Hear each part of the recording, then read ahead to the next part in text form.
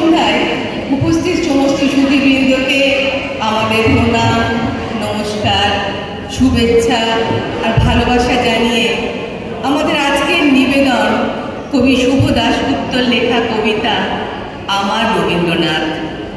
কণ্ঠে আমি অর্পিতা, আমি সুস্মিতা। পরমারাধ্য কবিবরেশ মাননীয় রবীন্দ্রনাথ ঠাকুর মহোদয়, ধরাছোঁয়ার অনেক ঊর্ধ্বে এখন আপনি। আমাদের জীবনের প্রাত্যহিকতায় কলকাতা কিংবা বোলপুরের শান্তিনিকেতনে, ইংল্যান্ডে কিংবা মঙ্গোতে কোথাও আর আপনার মানবিক চলাফেরার চিহ্নটুকুও নেই। যে মানচিত্রকে আপনি ভারতবর্ষ বলে দেখেছিলেন, আপনার প্রস্থান পর্বে অনতি বিলম্বে সে মানচিত্র বদলে গেছে অনেকখানি। পাঞ্জাব, সিন্ধু, গুজরাট, মারাঠা, সিন্ধু এখন বড় দেশ। সেখানে যেতে গেলে এখন পাসপোর্ট লাগবে।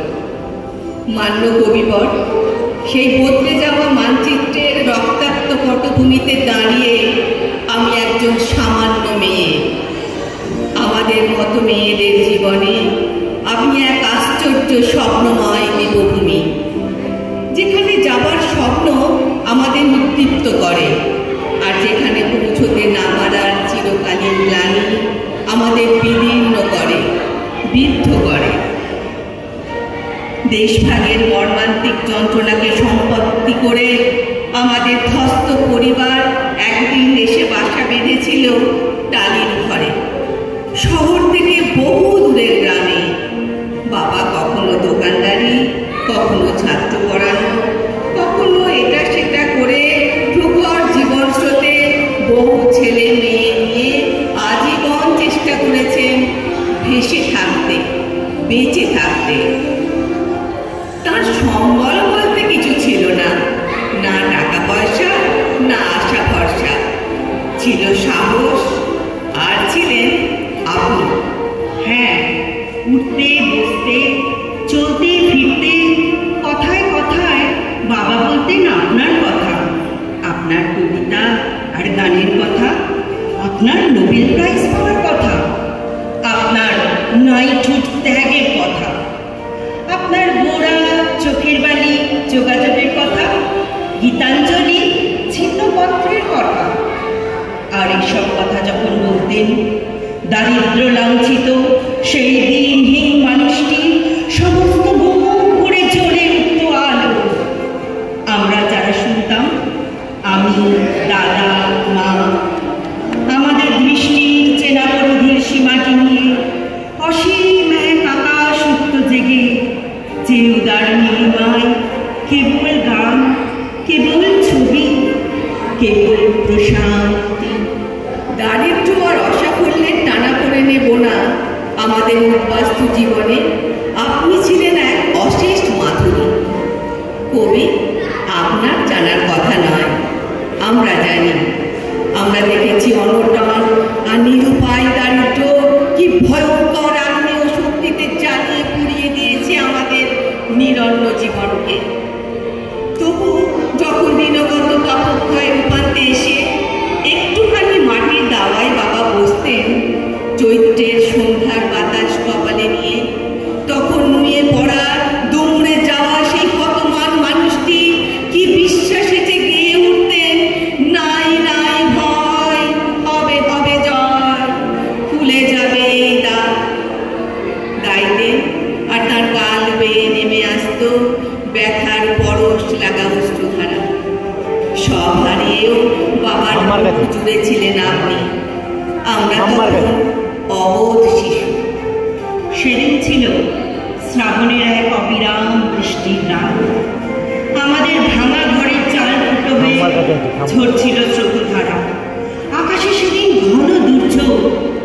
মাত্র 7 দিনের চড়ে আমার বিধ্বস্ত মা তখন শেষ পথের যাত্রী।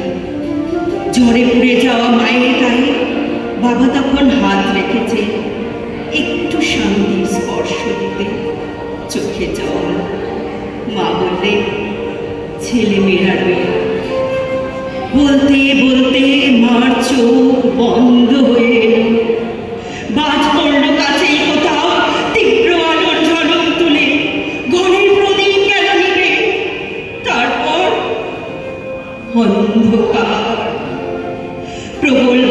ভেসে যাচ্ছে সবুজ গ্রাম, হু হু করে বইছে ঝোড়ো মাতার হাওয়া। তখন সেই শ্মশান লগ্নে বাবা কাঁদছেন আর মৃদু স্বরে আবৃত্তি করছেন, শেষ স্পর্শ নিয়ে যাব যবে ধরণী, বলে যাব তোমার ধুলির তিলক করেছি ভালে, দেখেছি নিত্যের জ্যোতি, দুর্যোগের মায়ার আড়ালে, সত্যের আনন্দরূপ এ ধুলিতে নিয়েছে মূরতি, এই জেনে ধুলায় রাখিল প্রণতি। স্বাধীন ভারতবর্ষের মাটিতে অন্যরকম হাওয়া বাতাসে বড় হতে হতে আমার দুরন্ত দামাল দাদা জীবন যুদ্ধে নিজেকে জড়িয়ে নিয়েছিল অল্প বয়স থেকেই। দাদা আমার নির্ভীক কণ্ঠে গাইত গান, আপনারই গান। সারাদিন হাড় ভাঙা পরিশ্রমের পর ঘরে ফিরে দাদা একদিন আমায় শোনাতে চাইতো আপনার কবিতা।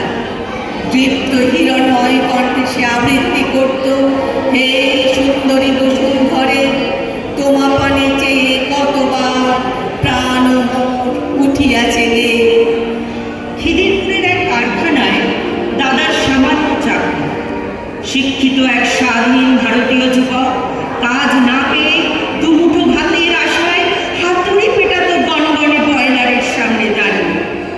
ঘামে ভিজে যেত তার শরীর, তবু যখন সে বাড়ি অর্ডার পাঠাতো, চিনতে একটুখানি জায়গাতেও সে লিখত, বোন গানটা ছাড়িস না।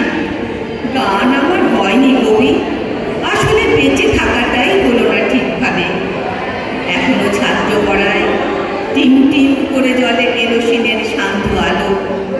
জীবন ছুটে চলেছে তার আধুনিক প্রগতির গাড়িতে চেপে। আমরা পড়ে রয়েছি বহুদূর পথের পাশে উপেক্ষায়, 25শে বৈশাখ আর 22শে শ্রাবণে। তবু কবি কেন জানি না বারবার মনে হয় ওই বৈভবের হাজার দুয়ারিতে আপনি নেই। আপনি আছেন এইখানে, এই মর্ত মাটির একেবারে কাছে, সবুজে শ্যামলে ধুলোতে মাটিতে, এই শীর্ণ শ্রোতা নদীর ঢেউয়ে, এই ভাঙা ঘরের দরিদ্র সকালে, এই ঝোপঝাড়ের জোনাকি ভরা অনারম্বর সন্ধ্যায়। 10 বছর কারখানা বন্ধ থাকার নিদারুণ যন্ত্রণায় ধুমে মুচড়ে ভেঙে গিয়েছিল আমার দাদার সব স্বপ্ন। ধীরে অথচ অনিবার্যভাবে দাদা এগিয়ে গিয়েছিল আত্মহননের পথে। কলকাতা থেকে যখন দাদার মৃত্যু সংবাদ এলো, ছুটে গিয়েছিলাম সেখানে। গঙ্গার তীরবর্তী শ্মশানে দাঁড়িয়ে হু হু করে কান্নায় ভেসে গিয়েছিল আমার বুক। একা, একেবারে একা মনে হয়েছিল নিজেকে সারা পৃথিবীতে। আর ঠিক আশ্চর্য, গোধূলি লগ্নে প্রকৃতির সবটুকু মায়াকে সাক্ষী রেখে ওপারে দূরে বেজে উঠেছিল তোমার গান। ঘাসে ঘাসে পা ফেলেছি। জীবনের কি এক আশ্চর্য বিশ্বাস তখন এসে স্পর্শ করলো আমায়। ভু করা সে সন্ধ্যায় মনে আছে কবি, বুকের গভীরতম অনুভব থেকে গেয়ে উঠেছিলাম, আমার সুরগুলি পায় চরণ, আমি পাইবে তোমারে, দাঁড়িয়ে আছো তুমি আমার গানের পারে। কবি, আজও তুমি আছো, প্রতিদিন আছো এই হতভাগ্য দেশে, অগণিত মানুষের চিন্তায় চেতনায় আছো, প্রতিদিনের দুঃখ সুখের হস্ত দিনলিপিতে। 25শে বৈশাখ বা 22শে শ্রাবণের শহুরে আড়ম্বরে নয়, তুমি বেঁচে আছো, বেঁচে থাকবে চিরদিন, চিরকাল।